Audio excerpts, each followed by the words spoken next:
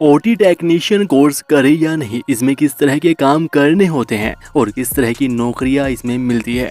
OT यानी operation theatre course, जिसमें degree और डिप्लोमा दोनों तरह के कोर्स मौजूद है और इस कोर्स को करने वालों की डिमांड भी लगातार बढ़ती जा रही है। बहुत से कैंडिडेट तो बीएससी नर्सिंग, बी फार्मा या बीएमएलटी ना करके इस ओटी कोर्स को कर रहे हैं, क्योंकि ये एक तो कम ड्यूरेशन का होता है और दूसरा इसमें खर्चा भी थोड़ा कम आता है। लेकिन ये कोर्स करना सही रहेगा या नहीं, दूसरे सभी कोर्सों के साथ कंपैरिजन करके विस्तार से जानेंगे, इसलिए वीडियो को पूरा देखिएगा। तो ओटी में या तो आप बीएससी कर सकते हो, जो कि एक डिग्री कोर्स है, या ओटी में ही डिप्लोमा कोर्स कर सकते हो। यहाँ पर डिग्री कोर्स 3 साल का होता है, जिसमें 2.5 लाख से 3 लाख रुपए तक का खर्चा आ जाता है, जबकि डिप्लोमा कोर्स मात्र 2 साल का होता है, जिसमें 1.5 लाख के लगभग खर्चा आता है।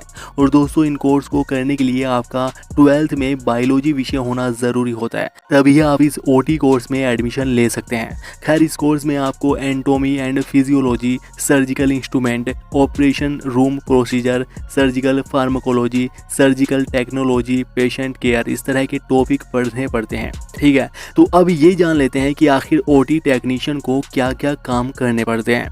किसी भी तरह के ऑपरेशन या सर्जरी से पहले ऑपरेशन थिएटर को साफ करना, अच्छी तरह से पर्दे लगाना और स्प्रे वगैरह करके उसे कीटाणु रहित बनाना।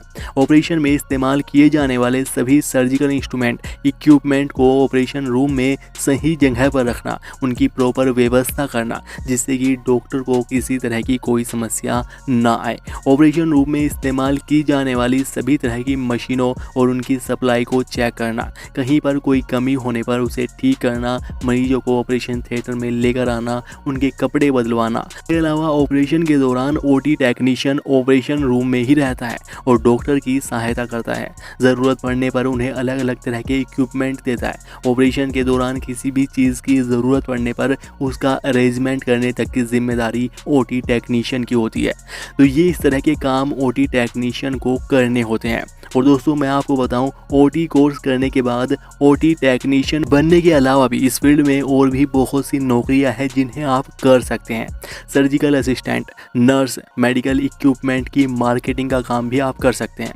Health care administrator, teacher, research assistant, health care consultant, इस तरह की नौकरियां हैं जिन्हें आप कर सकते हैं और महीने के 22,000 रुपये तक कमा सकते हैं। तो ये तो हुई कोर्स की बात। अब जान लेते हैं ओटी कोर्स करना आपके लिए सही है या नहीं।